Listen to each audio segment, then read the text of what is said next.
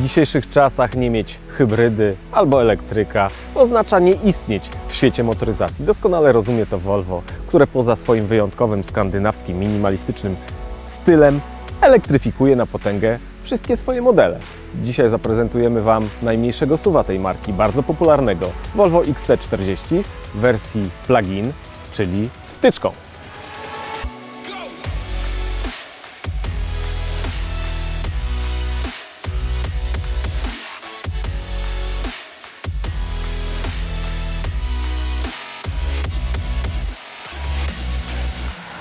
Jest kilka zaskakujących rzeczy w tym samochodzie. Pierwsze to pod maską mamy tylko 3-cylindrowy silnik 1.5. To silnik z podstawowej wersji T3. Podstawowa wersja T3 ma 163 konie. Tutaj wzmocniono ten silnik do 180 koni mechanicznych. No i dodano silnik elektryczny, który ma 82 konie. W sumie daje to już całkiem konkretną moc. Auto przyspiesza od 0 do 100 w 7,3 sekundy, ale musi się to dziać w trybie Power.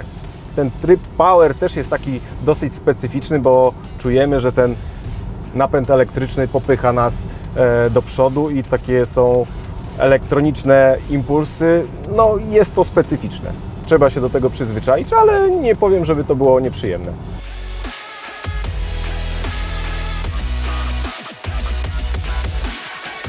Kolejną rzeczą, która wyróżnia ten samochód spośród gamy modelowej Volvo, jest to, że zarówno silnik elektryczny, jak i silnik spalinowy napędzają przednie koła. W innych modelach hybrydowych Volvo wygląda to tak, że silnik spalinowy napędza przednie koła, a silnik elektryczny napędza tył. Tutaj mamy wszystko skupione na jednej osi. Czy to dobrze? Pewnie taniej. To na pewno. Ale umówmy się, jeżeli kupujemy miejskiego SUV-a, to komu z nas potrzebny jest napęd na 4 koła?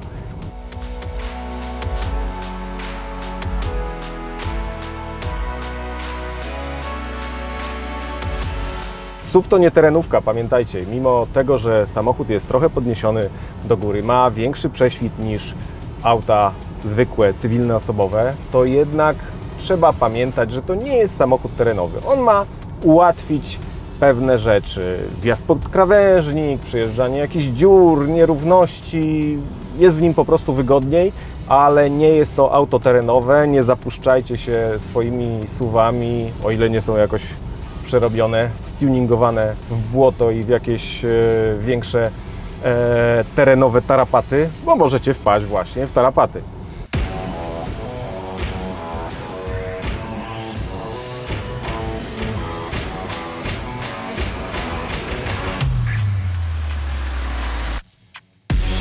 Jedna z najbardziej charakterystycznych cech dzisiejszych Volvo to te światła w kształcie młota Tora.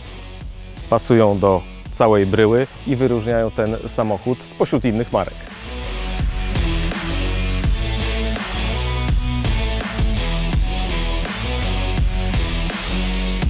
Ta prosta, minimalistyczna stylistyka Volvo XC40 nie jest dziełem skandynawskim. Projektantem tego samochodu jest Brytyjczyk Ian Kettle. Najbardziej charakterystyczna rzecz w tym aucie to jest ten słupek C. Jak widzicie, bardzo rozbudowany, złamany. Na zdjęciach wygląda to gorzej niż w rzeczywistości. Ten samochód, który jest trochę takim Hot Wheelsem, bo jeżeli zobaczycie go na fotografiach, to jest taka jakby resorówka. W rzeczywistości wygląda naprawdę fajnie, przyjaźnie, budzi sympatię. Jest taki ponadczasowy. Te charakterystyczne światła z tyłu, znane już z innych modeli Volvo, rozpozna chyba każdy fan motoryzacji. Na klapie teraz widnieje rozciągnięty znak Volvo, to jest taka moda dzisiejsza, to samo zobaczymy na przykład w Skodzie, gdzie jest też tutaj napis na tylnej klapie. Z tyłu jest oszczędnie, bez zbędnych ozdobników. To jest fajne, ładne.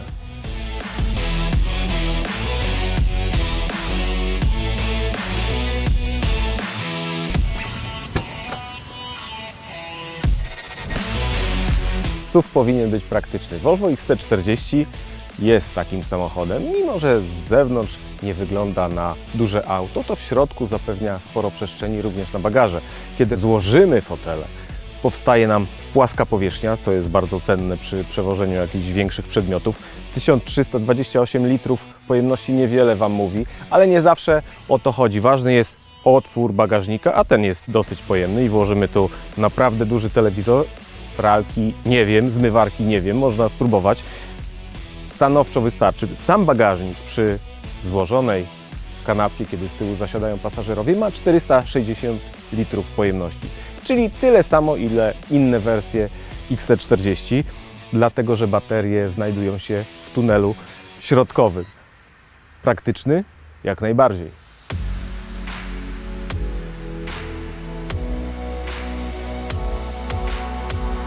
Bateria o pojemności 10,7 kWh umieszczona jest pod środkowym tunelem. Przez to ten środkowy tunel jest trochę wyższy, więc środkowy pasażer tylnej kanapy nie ma zbyt wiele miejsca. Ale przez baterię, która jest tak właśnie umieszczona, ten środek ciężkości tego auta też jest obniżony.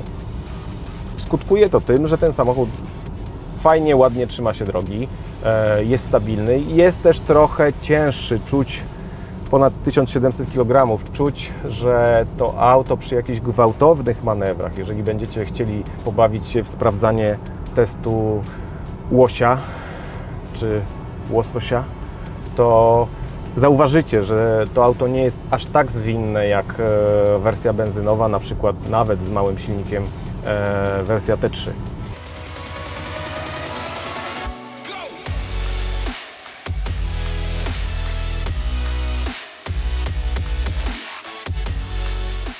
Napęd hybrydowy pasuje do tego samochodu, aczkolwiek pamiętajmy, że nie daje on nie wiadomo jakiego zasięgu. W trybie elektrycznym możemy przejechać około 40, może 45 km.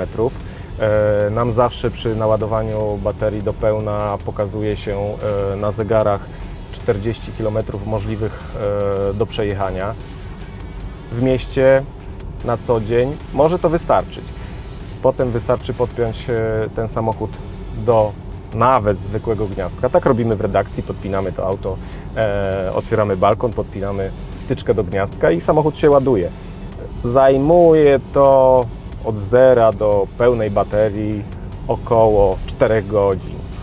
Trochę ponad 4 godziny przy ładowaniu z gniazdka. Dużo, mało.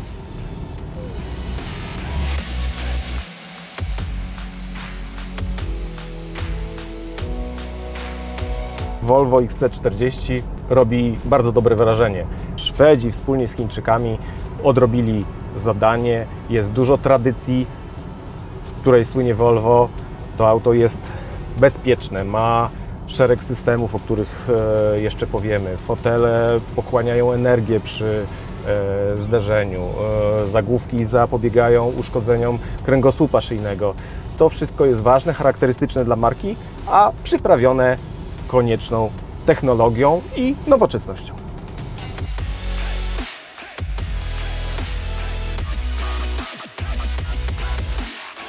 Drażniącą rzeczą w tym samochodzie jest hamulec. Przy hamowaniu odzyskujemy energię, która wędruje do baterii. Problem w tym, że nacisk stopy na hamulec nie odpowiada sile hamowania, więc jest to bardzo sztuczne. Czy można się do tego przyzwyczaić? Jeździmy tym samochodem tylko i aż przez tydzień. Cały czas jeszcze jesteśmy z tym trochę na bakier. Mogłoby być to trochę lepiej rozwiązane, żeby ten hamulec był taki bardziej naturalny, żebyśmy go po prostu lepiej czuli. Volvo sprawia wrażenie samochodu solidnego, bezpiecznego, a technologie pomagają być jeszcze lepszym w tej dziedzinie.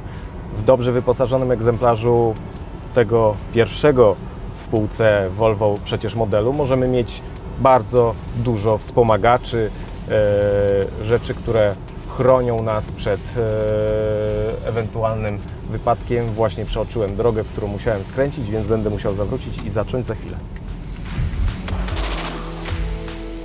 Udało nam się trafić, zjechać we właściwą drogę, gdzie mogę opowiedzieć Wam na spokojnie o tym, co ten samochód bezpiecznego ma na pokładzie. Oprócz oczywistych systemów typu ABS czy kontrola trakcji, mamy rewelacyjną kamerę. Kiedy parkujemy, możemy widzieć samochód z tak zwanego lotu ptaka. Widać, co się dzieje z boku, z tyłu i jest to świetne w mieście, bardzo bezpieczne, bo ostrzega nas przed na przykład rowerzystą, który się pojawi z tyłu, przed dzieckiem, który niechcący wybiegnie na tył samochodu, kiedy parkujemy. To są bardzo fajne i przydatne rzeczy. Oprócz tego takie oczywistości jak rozpoznawanie znaków, kontrola pasa, tempomat, no to są rzeczy, tempomat zresztą bardzo fajnie, łatwo się włącza, dużo łatwiej niż na przykład w niemieckich markach premium, gdzie nie wystarczy przycisnąć, a tutaj wystarczy przycisnąć jeden przycisk i jest to hiper proste, naprawdę mega.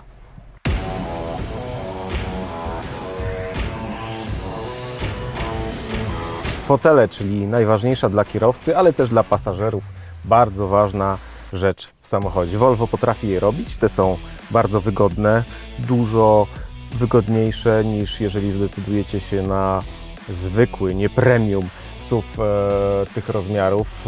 On oczywiście będzie tańszy, więc tutaj za jakość, za wygodę, za komfort trzeba zapłacić. Jakość materiałów jest niezła, są miękkie plastiki do znudzenia, oczywiście dotykane przez dziennikarzy motoryzacyjnych, czy to jest miękkie, czy nie jest miękkie.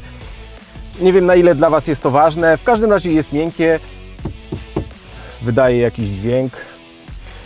Wszystko jest ładnie spasowane. Trochę za dużo błyszczącego czarnego plastiku, którego nie lubię, bo szybko się kurzy, niszczy, rysuje, trzeba go ciągle czyścić. Przed chwilą go czyściliśmy, a on znowu jest brudny.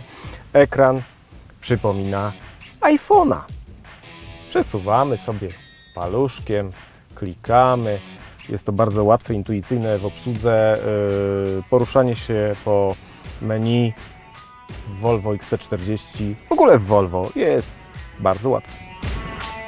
Oczywiście nie wszystko jest tak różowe, bo są pewne niedociągnięcia, na przykład tutaj na drzwiach i na konsoli bocznej jest taki materiał, który nie wiadomo, czy przypomina filc. Nie jest to zbyt ładne, można to wykończyć lepiej, ale pamiętajmy, że to podstawowy model w gamie Volvo. Jest kilka dodatków, które warto mieć, chociażby system audio firmy, którą ja żartobliwie nazywam Harman Kardamon, czyli Harman Kardon. Bardzo ładnie gra.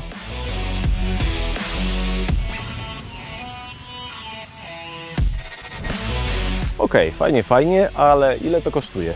No więc posiłkuję się tutaj cennikiem Volvo, bo wszystkiego nie sposób spamiętać, więc podstawowa wersja tego auta wyceniona jest na 204 900 zł. Jest też słabsza hybryda za 199 900. Biorąc pod uwagę, że pierwsze Volvo T3 z silnikiem 163 konie benzynowym kosztuje 137 900, wydaje się to dosyć wysoką kwotą. Ale nie oszukujmy się, takich samochodów hybryd plug-in klasy premium nie kupują ludzie, którzy liczą każdą złotówkę i sprawdzają, czy im się to opłaca, czy spalanie będzie o tyle niższe, czy o tyle.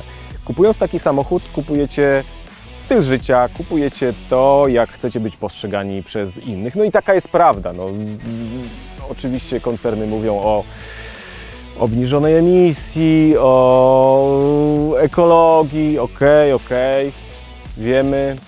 Unia Europejska narzuca powoli to, co narzuca i powoli będziemy do tego gdzieś tam pewnie zmuszani. Podsumowując, Volvo XC40 T5 Recharge ma 4 cechy, którymi potrafi spuścić łomot kilku rywalom klasy premium. Jakość, design, łączność i łatwość obsługi. To wszystko działa tutaj bardzo dobrze, auto świetnie wygląda, jest praktyczne, fajnie jeździ, więc jeżeli szukacie takiego SUV-a za taką kasę i bierzecie pod uwagę hybrydę plug-in, to ten samochód naszym zdaniem wart jest rozważenia. Tymczasem kończymy, czekamy na kolejny hiperfajny test. Lajkujcie, subskrybujcie. Aha, mój tata ostatnio mnie zapytał, co to znaczy subskrybujcie. Jeżeli ktoś nie wie, to jeżeli klikniecie subskrybuj, to będziecie dostawali treści nasze pierwsi, od razu będziecie o tym wiedzieć, więc subskrybujcie, lajkujcie, udostępniajcie i do szybkiego zobaczenia. Na razie, hej!